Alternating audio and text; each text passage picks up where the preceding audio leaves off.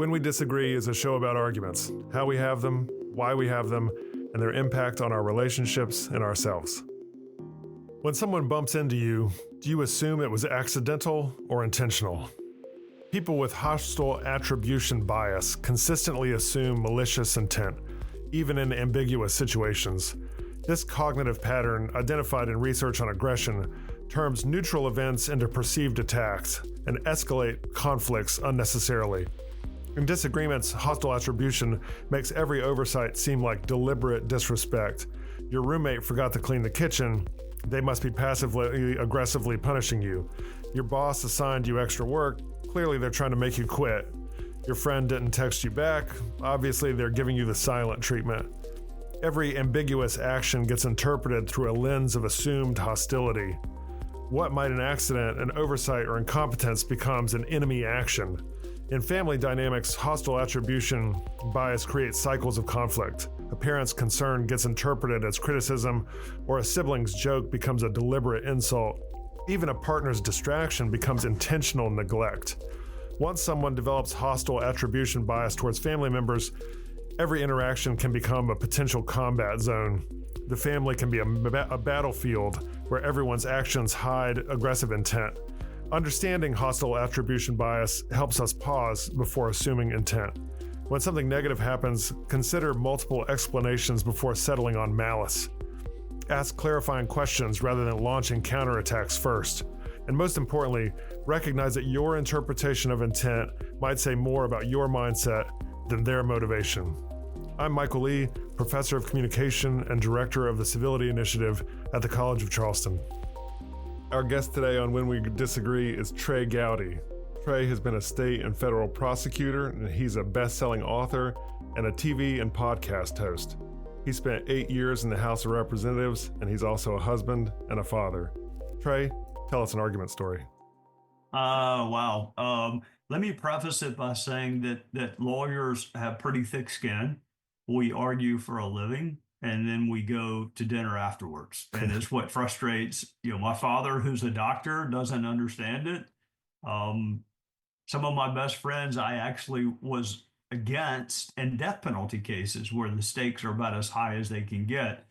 The story, I guess, the argument, the disagreement that I am having a hard time getting out of my head is the way that Speaker Kevin McCarthy was treated, both as he began the process of becoming Speaker, and then less than 12 months later, ushered out by 8 members of the Republican Party in lockstep with all Democrats. But frankly, I didn't expect the Democrats to bail him out. That's not their job.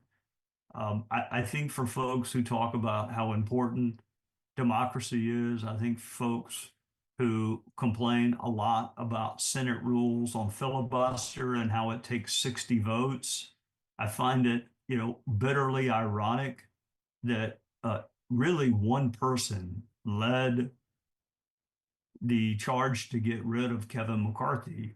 And was it because he's a personal friend? Yes. I have a personal stake in that.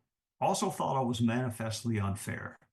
And it evidenced, that word fairness. When you think you have been treated unfairly or someone you care about has been treated unfairly, it tends to recalibrate whether you view fairness as a virtue and how you view fairness. So that's the it happened. Look, Kevin's doing great. Kevin's happy. Kevin's doing really well in the private sector. I just think it rewarded all the wrong things in politics. And, some people in particular, Kevin went out of his way to help them get elected. And since when did we start rewarding disingenuity and a lack of loyalty in politics? But yet, in some areas, it's been rewarded.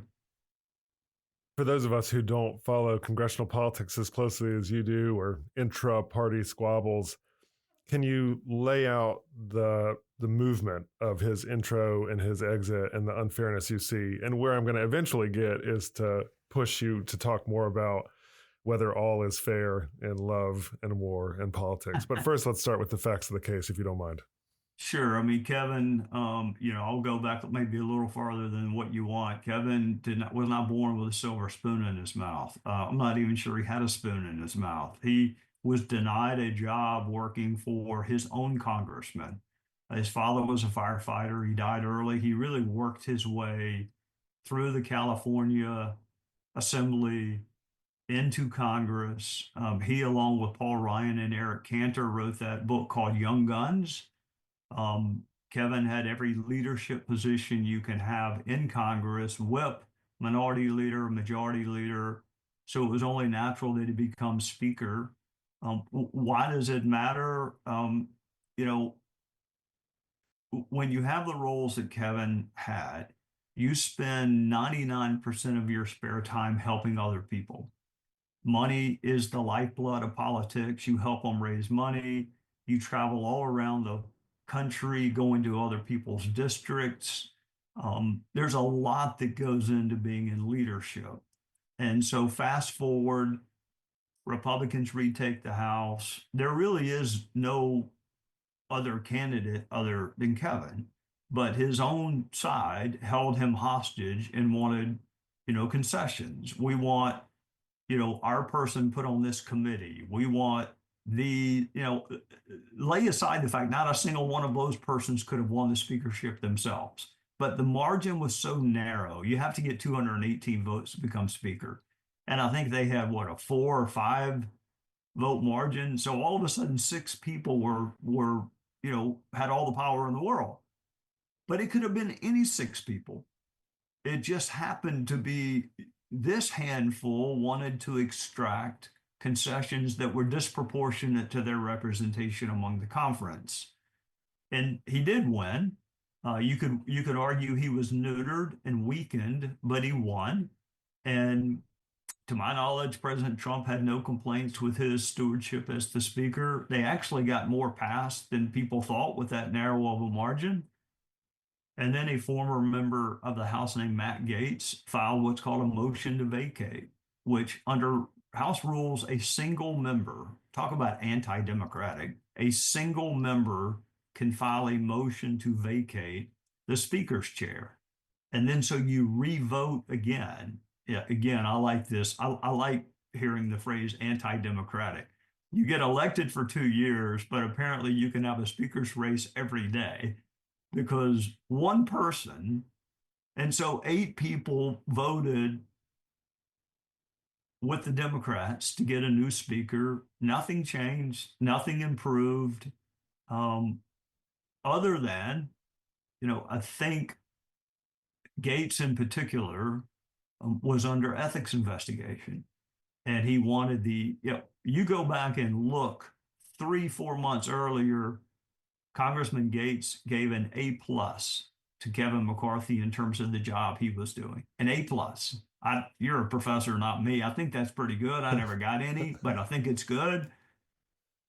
A Most few of the months time. later, he's leading the charge to get rid of him. Something happened. What was that something? Kevin would not intervene and stop an ethics investigation into Matt Gaetz. And so do I have high expectations for Gaetz? No, I have next to no expectations for someone that morally bankrupt.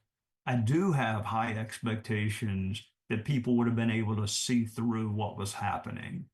And there were 7 members of Congress that couldn't see through it or chose not to, including one from Charleston.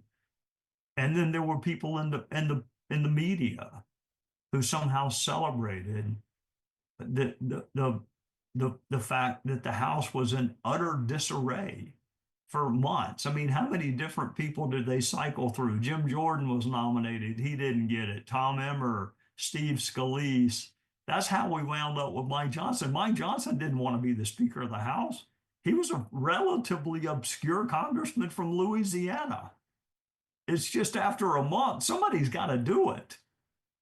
And Mike was able to get the different coalitions to come together. But in candor, and I think the world of Mike Johnson, but what has changed? What did you accomplish by getting rid of someone who spent over a decade of his life doing really nice things for other people who have zero memory. What do you make of these minoritarian rules, like this idea that you can get elected for 2 years, but then have a speaker's race every single day? So, my question is that rule or that possibility pre exists this incident by many, many years, but the use of it and the increasing use of these kinds of really aggressive nuclear tactics seems to be increasing. What do you make of that increase and what that says about Congress? The people claim to love a democracy. They claim to love majority rule until they're not in the majority. And then they start searching for ways to have really um, faction rule. This was a really small faction that was able to undo. I mean, I'm not great with math, but if you have 220 something members and and 210 or 12 like what you're doing, that's what over 90%, probably close to 95% of the will of the conference was overruled by 8 malcontents. So just explain to me how you can love democracy and 8% can trump the 92%. I don't get it. I guess what I'm pushing on is the kind of where this fits into the history of both Congress and the party system. So, my understanding is that parties were even more factionalized. There were more factions in the 70s or the 40s, right? There's way more Uh, inconsistency between the parties, and the use of these kinds of anti majority tactics, having a speaker's race this often, was a lot less. I I I would have to defer to you on the history of it. I would say two things if indeed there were more factions. We didn't know about it Mm-hmm. because we didn't have 24-hour news cycles. Um, Incumbency uh, probably mattered more then. We had less people who were, quote, influencers, and I'm putting that in quotes. Yeah. You can be a de facto participant in politics without ever having your name on the ballot now. And let me just tell you, having talked about it and done it, doing it is a lot harder. I would also say there is a little bit of a misunderstanding about the way Congress operates. There are multiple factions within the Republican Party. There are blue state Republicans. There are people in districts that couldn't lose no matter what they did. There are appropriators. There are people that focus on defense. I mean, it is not a monolith. But you litigate all of that in November when you nominate your speaker. I mean, all of that is litigated then. And then you nominate someone, and that's your party's representative in the speaker's race. So imagine, like, for all the people who said, how dare you not vote for Trump in the general if he runs the primary? If he wins the primary, you just did the exact same thing. Kevin McCarthy won the primary and you chose to support someone else in the general election. It is the duplicity, I think, that drives me nuts. Yeah, and I think it's important to maybe ask it as a question rather than make it as a statement. There are so many people who study Congress and polarization and the rise of these kinds of nuclear tactics and hostage taking or hostage holding techniques who look back and say John F. Kennedy is in the same political party for some time as a Strom Thurmond, for instance. And so factionalization was much greater back in the day, but these nuclear tactics were less. And so what has changed in the sense of the parties becoming a little bit more internally consistent ideologically and more nuclear tactics at the same time, whether it's the filibuster in the Senate or these kinds of hostage holding techniques in the House. I put my finger on redistricting more than I do anything else. I mean, we're seeing the push right now to reapportion and redistrict, even not at the time of the census, because if we can maximize our advantage, I mean, we have essentially 6 solidly red districts in South Carolina and one solidly blue.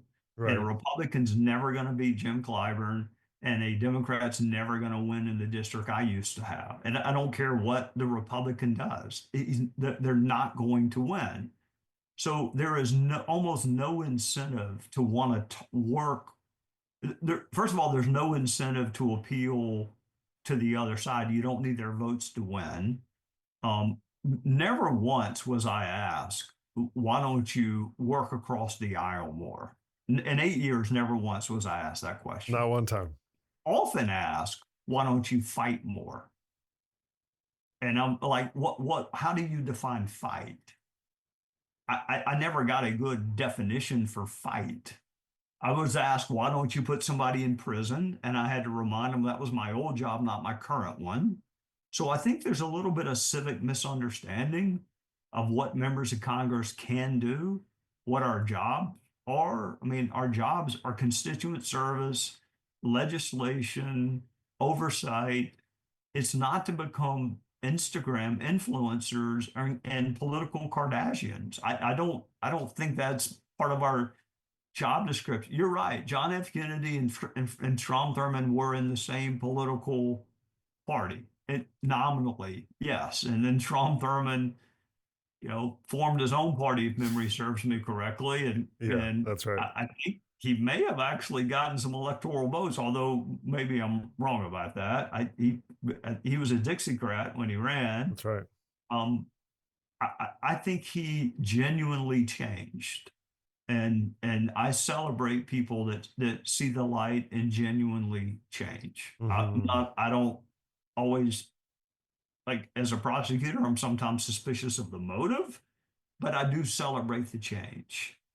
Right now, there's really not that much need in South Carolina to fight with Democrats, so we fight among ourselves as Republicans.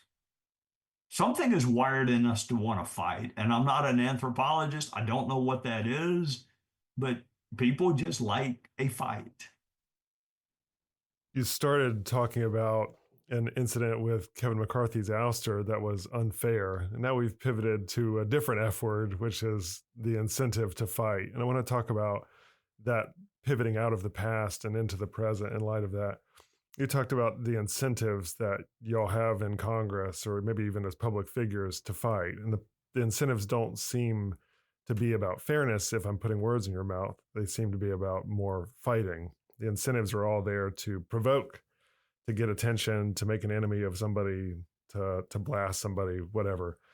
And so let's pivot back to why this is such a sticky memory. Is this such a sticky memory because it really crystallizes and encapsulates this incentive to fight and not to be fair or not to be loyal? Yeah, there was no fairness at all. When I go back and look at the list of grievances that they had against Kevin McCarthy, they were either nonsensical or they were false. But they're really, I mean, who is the arbiter of the truth now? Who do we look to referee fights? The reason I liked the courtroom and didn't like Congress is there was a judge. I mean, there was I'd rather have a bad umpire than no umpire. There was an umpire, a judge in the courtroom. And therefore, there was more civility in a death penalty case than you would have in your normal congressional hearing. Now, most of it is sound and fury signifying nothing. It is, I mean, look at the congressional hearings now. They talk about fake eyelashes, they talk about breast augmentation, they talk about body types. I wonder how any of that impacts people's lives in South Carolina. I mean, how? How does whether or not somebody has real or fake eyelashes have any impact on bettering the lives of any of your constituents? But the goal is not fame in the honorable way. Fame when I think of Arlington, fame when I think of people who sacrifice. It is notoriety. And we've Mm-hmm. lost the ability to distinguish between the two. Last question is a big one, as is usual on this show.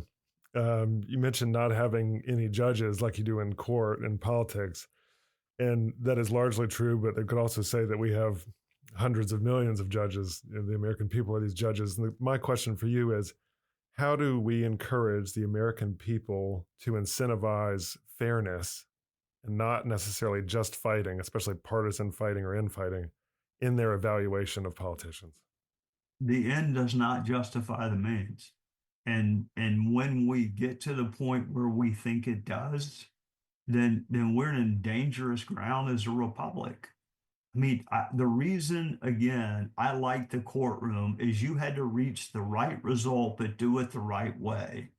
You had to honor the Fourth Amendment. You had to respect the right to counsel. There are rules. I mean, my favorite rule was the rule of completeness. I can't put in part of what you say without putting all of what you say. Do you think we have the rule of completeness in politics? Do you think it's ever been possible to take a quote out of context and intentionally not include what was said before or after? It happens all day, every day. So, yes, elections are juries meeting, but we need the jury to incentivize fairness. You can win and do it the right way. And for the betterment long term of our republic, you have to marry the result with the process. When you get to the point that says, I want to win no matter what, it doesn't matter how I do it, I really do worry about the foundations of the republic. Hey, Gowdy, thanks so much for being on When We Disagree. Yes, sir. Thank you. When We Disagree is recorded at the College of Charleston with creator and host Michael Lee. Recording and sound engineering by Jesse Kunz and Lance Laidlaw. Reach out to us at whenwedisagree@gmail.com.